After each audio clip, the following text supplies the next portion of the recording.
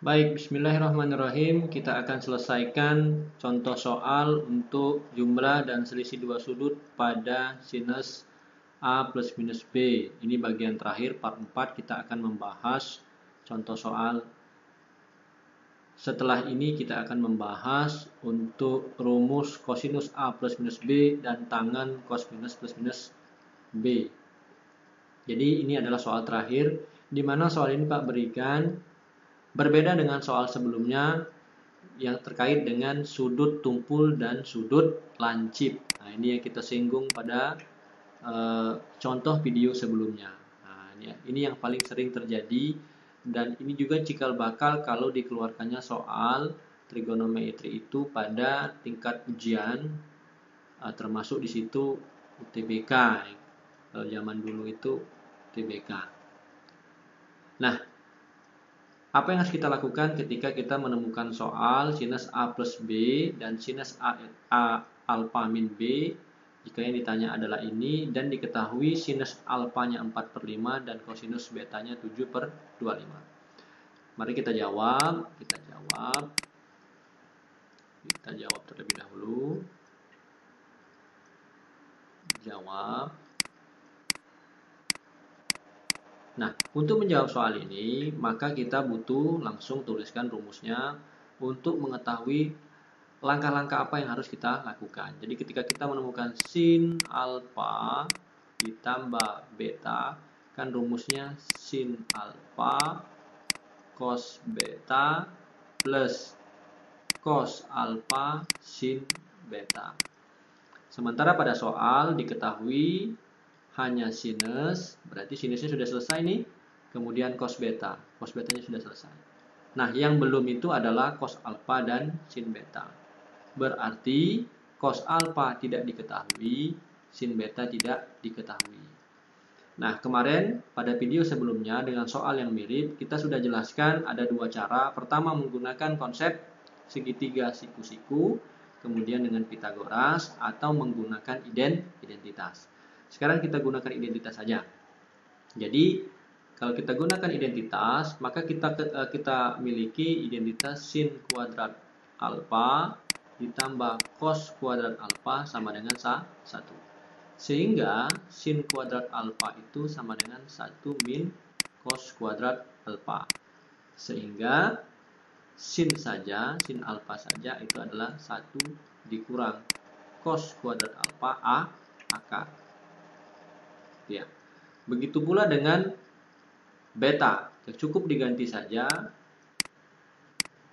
identitasnya sin kuadrat beta ditambah cos kuadrat beta sama dengan 1. Sehingga kalau kita menginginkan sin kuadrat beta itu sama dengan 1 min cos kuadrat beta. Berarti sin beta sama dengan akar daripada 1 min cos kuadrat beta. Sin beta ini untuk menentukan sin beta yang ini. Nah, yang ini kebetulan karena cos ya. Karena cos yang diminta berarti kita bukan sin. Kita balik ini. Kita tukar. Maka yang dibutuhkan adalah si cos. Nah, si cos kuadrat alfa sama dengan 1 min sin kuadrat alfa. Sehingga untuk menentukan nilai cos alfa adalah 1 min sin kuadrat alfa diakarkan.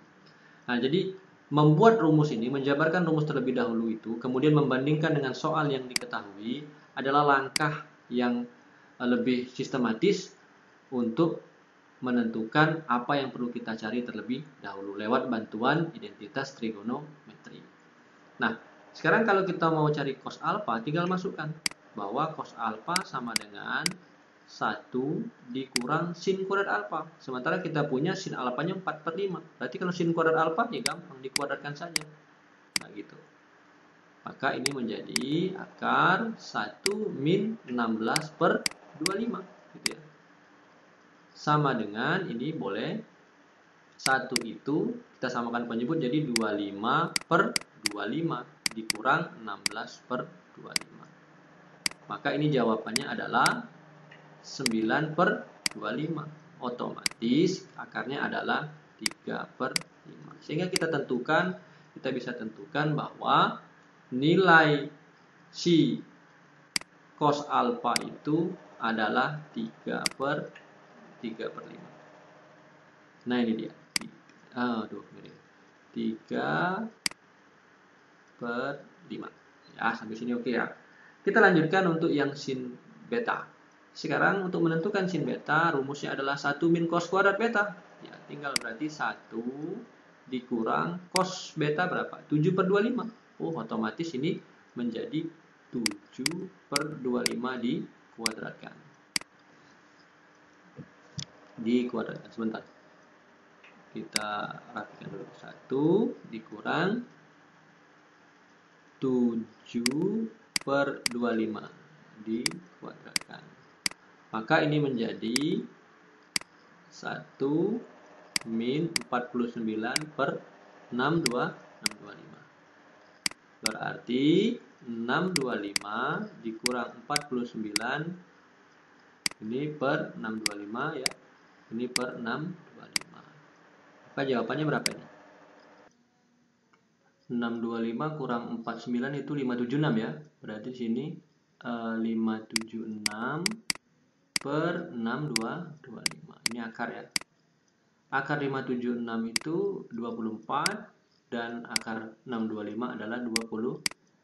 Oh, berarti sin betanya adalah 24/25. Kalaulah sudah didapat, maka tinggal kita substitusi nilai masing-masing ke dalam rumus. Itu ya. Oke ya. Jadi tinggal kita substitusi bahwa ini yang nomor 1 ya. Tinggal kita masukkan. Kita ganti pakai warna merah sajalah. Oke. Nah, tinggal kita masukkan. Sin alfa katanya tadi. Oh, stop dulu sebentar ya. Jangan dilanjutkan dulu. Ini tadi ya, hati-hati bahwa ada keterangan alfanya tumpul, B-nya lancip.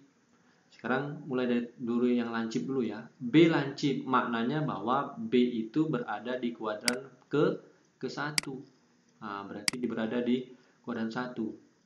Sedangkan yang berada di kuadran 1 itu nilainya semuanya positif.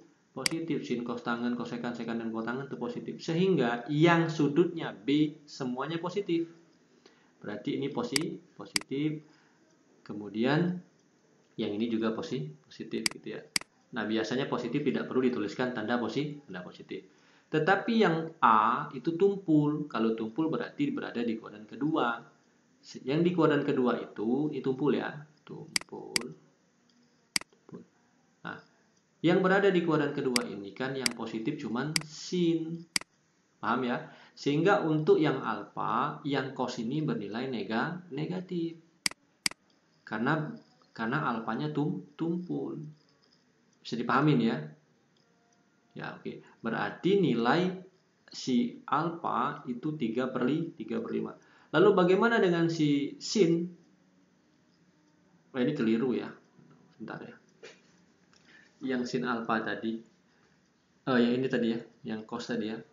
Yang B itu kan lancip. Ini sudut B. Kalau dia lancip, berarti dia berada di kuadran 1 ya. Di kuadran 1 kan semuanya positif. Maka yang ada B-nya sin B positif, kemudian cos B positif. Yang ini ya. Nah, keliru tadi ya. Nah, ini payahnya kalau ngobrol dewek ya. Ngomong dewek, nanya dewek, jawab dewek itu ya. Nah, kalau yang alfa itu tumpul. Kalau tumpul berarti di kuadran kedua. Sementara yang di kuadran kedua itu yang positif hanya sinus dan kawannya yaitu kosekan. Nah, berarti yang punya sudut alfa itu nilainya negatif kecuali si sinus. Maka sinus ini nilainya positif. Nah, barulah kita bisa substitusi ke dalam rumus. Makanya hati-hati kita ketika ada soal trigonometri yang menyatakan sudutnya tumpul dan lancip. Kalau lancip aman, tetapi kalau tumpul berarti nanti tandanya salah satunya bisa bernilai negatif kecuali si sinus. Tinggal kita masukkan sin alfa tadi 4/5. Cos betanya adalah 7/25. Kemudian ditambah cos alfa itu adalah Ingat, alfa tadi tumpul kan? Alfanya tumpul berarti min 3 per 5. Walaupun kita cari tadi jawabannya 3 per 5 positif. Dikali dengan sin beta. Nah, sin beta itu juga tumpul. Tumpul. Lancip ya. Kalau sin beta lancip berarti dia positif. 24 per 25. Nah, ini dia. 4 kali 7, 28. 5 kali 25 125 dikurang dengan, nah kalau plus kali min kan ini min ya, 24 kali 3 itu 72. Nah ini 125, maka 28 dikurang 72, 28 kurang 72 berapa ya? 8 kurang 2. Ini negatif 4 ya. Jadi ini 44 ya. Benar ya, 44 ya. No, nih. 44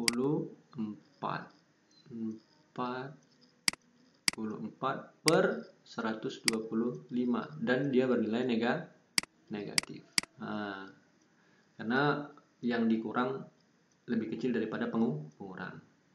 Lalu bagaimana dengan yang ini, yang bagian A ya, bagian B Pak. Ya, sudah bagian B sini saja ya. Bagian B kita tinggal masukkan rumusnya. Ini nulis rumus ini supaya apa? Supaya kita tuh hafal secara tidak sengaja, karena selalu ditulis. Jadi sin alfa min beta ini sama dengan sin alfa cos beta dikurang cos alfa sin beta. Tadi sin alfa cos beta kita sudah tahu nih. Sin alfa cos beta tadi nilainya adalah 28 per 125. 28 per 125. Dikurang dengan cos alfa kali cos beta tadi min 72 per 125. Nah ini ya, min 72 per 125. Maka jawabannya adalah, ini min sama min ya, 2 nih. Berarti jadi plus 28 plus 72 per 125. Ingat, kalau pecahan penyebutnya sama, tidak usah dijumlahkan. 28 tambah 72 berapa? 100 ya? 100 per 125. Sederhanakan. Ini bagi 25 4. 125 bagi 25 5. Maka jawabannya 4 per 5. Yang ini bisa tidak sederhana? Tidak bisa lagi ya. Kenapa tidak bisa? Karena ini genap, yang ini ganjil. Ya, inilah jawabannya. Jadi hati-hati untuk sudut yang ada keterangan tumpul.